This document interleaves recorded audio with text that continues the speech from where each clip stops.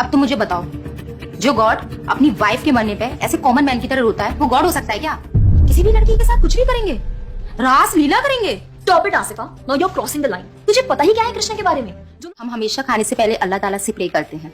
Yes, ritual नहीं spiritual. हम ही पहले भगवान को भोग ऑफर करते हैं और उसके बाद प्रे करके खाते हैं। लेकिन तुम्हारा भगवान यहाँ आके कैसे खा सकता है?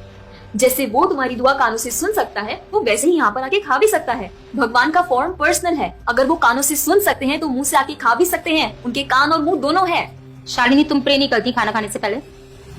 नहीं, लेकिन मेरे चाचा ने एक बार कहा था कि हमको वो गॉड ऑफ फूड को और फार्मर्स को थैंक यू बोलना चाहिए। You mean Annapurna Devi? What? God of food. Yes, हमें उन्हें थैंक करना चाहिए और साथ में फार्मर्स को भी। But I believe in watering the roots. देखो, हम हमेशा क्रिएशन को तो अप्रिशिएट करते ही हैं, लेकिन हम क्रिएटर को ना अप्रिशिएट करना भूल जाते हैं। अभी सोचो, पानी ना हो, हवा ना हो, उपजाऊ मिट्टी या धरती माँ ना हो, तो फार्मर क्या कर लेगा? So I believe that we should be thanking the Creator, the Lord, who is providing us with all the basic necessities. Point. अब तुम किस किस को थैंक करेगा? वैसे भी तुम्हारे 33 करोड़ तो देवी देवता है। बताओ किस किस को थैंक करेगा तुम? और शांडी, तुम बताओ, तुम किस गॉड को मानता है? मैं ऐसे किसी गॉड को नहीं मानती, लेकिन I think Shiva is a big god. See, I am very sorry, but आपने अपने वो बड़े भगवान का स्टोरी तो सुना होगा ना, जहाँ वो अपनी मरी हुई वाइफ को शोल्डर पर लेकर पूरे इंडिया का चक्कर लगा रहा है। अब तुम मुझे बताओ, जो गॉड अपनी वाइफ के मरने पे ऐसे कॉमन मैन की तरह रोता है, वो गॉड हो सकता है क्या?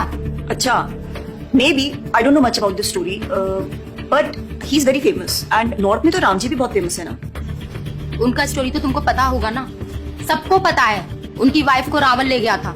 हाँ, पता है। अब तुम मुझे बताओ, वो गॉड है? वो अपनी वाइफ को भी अकेला नहीं बचा के ला सकता। उसको अपनी वाइफ को बचाने के लिए भी वानर सेना की हेल्प चाहिए, और उस वानरों को भी तुम पूछता है। I am sorry. और गीता, तुम कृष्ण को मानती हो, और वो तो हर लड़की के साथ रासलीला करते रहते थे। ऐसा कैसा कैरेक्टर है गॉड का जिसे हर लड़की से प्यार हो जाता है? और वो खुद डर के अपना जन्मस्थान छोड़कर चले गए थे। गॉड को कभी डर लगता है क्या? और जिसे खुद डर लग रहा है, वो तुम लोगों की हेल्प कैसे करेगा? Enough, Asifa. I know what you're trying to do. And Shalini, कुछ भी कंफ्यूजिंग नहीं है। You know what the problem is कि तुझे पता ही नहीं है, क्योंकि तूने आज तक शास्त्र ही नहीं पढ़े हैं। तो पता कैसे चलेगा कि क्या सही और क्या गलत? जन्म कर्म च मे दिव्यम एवं योवेति तत्वतः त्यक्त्वा देहम पुनर्जन्म नैति मामेति सो अर्जुना। भगवान की लीलाओं को समझना इतना आसान नहीं है। उसके लिए शास्त्रों का अध्ययन करना पड़ता है, और वो भी एक प्रामाणिक गुरु के अंडर रह के उनकी शरण लेके। अब अगर तुमने शास्त्र पढ़े होते तो तुमको ये पता होता कि शिव जी ने जो इमोशंस उसमें दिखाए थे वो शोक नहीं, विरह था। विरह विरह दोनों सेम नहीं होते क्या? Let's start from the basics. शोक इज मटेरियल एंड विरह इज स्पिरिचुअल। शोक ना दुख की अनुभूति कराता है, whereas जो विरह है उसमें जो सेपरेशन की फीलिंग होती है ना, वो सुख का अनुभव कराती है। भगवान भगवत गीता में ना शोक करने वाले व्यक्ति को मूर्ख बताते हैं। गतासुम अगतासुमश्च नानु शोचन्ति पंडिता। A wise man never laments for the living nor for the dead. Bhagavad Gita chapter 2 text 11। अपनों की मौत पे आंसू बहाना शोक है, लेकिन वही रामायण देखते देखते जो आंसू निकले ना, वो विरह है। विरह, और ऐसे विरह से हमारा भगवान के प्रति प्रेम बढ़ता है। तो जिस तरह से शिव जी ने विरह को दिखाया था, उसी तरह राम जी भी सीता मैया के जाने के बाद विरह में भटकते हुए रो रहे हैं। और यही नहीं, सीता देवी इतनी प्योर है ना कि उन्हें राम जी के अलावा कोई टच भी नहीं कर सकता था। रावण जिनको लेके गया था वो छाया सीता देवी थी। असली सीता देवी तो अग्नि में समा गई थी, और वो अग्नि परीक्षा के वक्त बाहर आई थी। और आसिफा, तू क्या बोल रही थी? भगवान राम को अपनी पत्नी को बचाने के लिए वानरों की मदद लेनी पड़ी थी। I mean God is all powerful, right? हाँ, आई मीन वो अकेले भी तो मार सकते थे ना।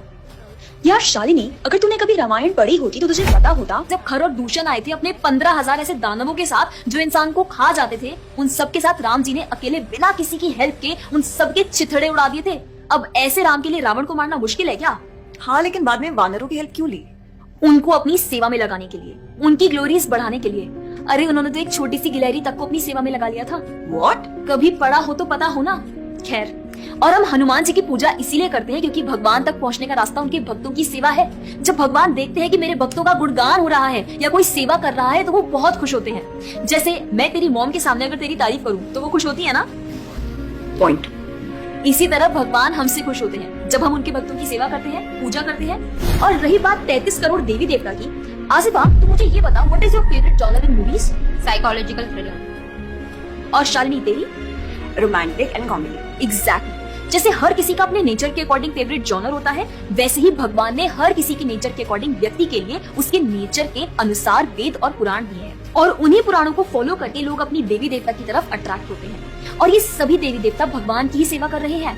जैसे रोशनी के देवता सूर्य देव, हवा के देवता वायु देव, बारिश के देवता इंद्र देव। जैसे एक सरकार चलाने के लिए इतनी सारी पोजीशंस होती हैं, वैसे ही इस पूरे ब्रह्मांड को चलाने के लिए अलग अलग देवी देवताओं की जरूरत पड़ती है। तो मतलब वो अपनी पोजीशन का मिसयूज करेंगे, किसी भी लड़की के साथ कुछ भी करेंगे, रास लीला करेंगे। Stop it Asifa, now you are crossing the line. तुझे पता ही क्या है कृष्ण के बारे में? जो लोग बोलते हैं कि कृष्ण करे तो रास लीला है, हम करें तो कैरेक्टर ढीला है, उनको बोलो पहले भागवतम पढ़ ले। ठीक रास लीला से पहले भगवान ने गोवर्धन उठाया था, उनको बोलो पहले जाके गोवर्धन पर्वत उठाए। पैदा होते ही पूतना को मारा था, बच्चे से एक मच्छर नहीं मारा जाता। When he was crawling, मुख में ब्रह्मांड दिखा दिया था। तू अपने मुंह में अपना ये हॉस्टल ही दिखा दे आसिफा। ये बात ब्रज की गोपियों के साथ रास लीला करने की, तो इतना जान लो कि रास लीला के टाइम पर करोड़ों गोपियां थी और कृष्ण पूरे टाइम हर एक गोपी के साथ मौजूद थे और उनके साथ डांस कर रहे थे, एक टाइम पे करोड़ों गोपियों के साथ। ये सब बहुत डीप लीला है और ये सब तभी पता चलेगी जब साधुओं के संग में रह के शास्त्रों को पढ़ा जाएगा। हवा में तीर चलाने से या सुनी सुनाई बातों पर यकीन करने से कुछ नहीं होने वाला। और रही बात अपने भक्तों को बचाने की, तो भगवान ने तो अपने भक्त परीक्षित महाराज को गर्भ में बचाया। 5 साल के प्रहलाद महाराज के लिए नरसिंह अवतार लेकर आए और उनको बचाया। यहाँ तक कि वो अपने गुरुदेव सांदीपनि मुनि के बेटे को मरने के बाद वापस लाए और उनको जिंदा किया। आई एम रियली इम्प्रेस्ड यार। हिंदू होते हुए भी मुझे फैक्ट्स पता ही नहीं थे। मेरे पेरेंट्स ने मुझे कभी इन सब चीजों के बारे में बताया ही नहीं।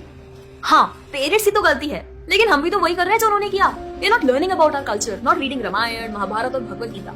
आजकल तो ये सब कुछ रीड करना बहुत इजी भी है यार। Everything is available on our phones and the problem is that we don't want to learn. और इसीलिए हमें कोई कुछ भी बोलता है और हम उसे मान लेते हैं और अपने बिलीफ को चेंज करने के लिए रेडी हो जाते हैं। एक्चुअली में पता है, किसी का हार्ट ट्रांसफॉर्म करना है तो प्यार से करो, ज्ञान से करो, पैसे और तलवार से नहीं।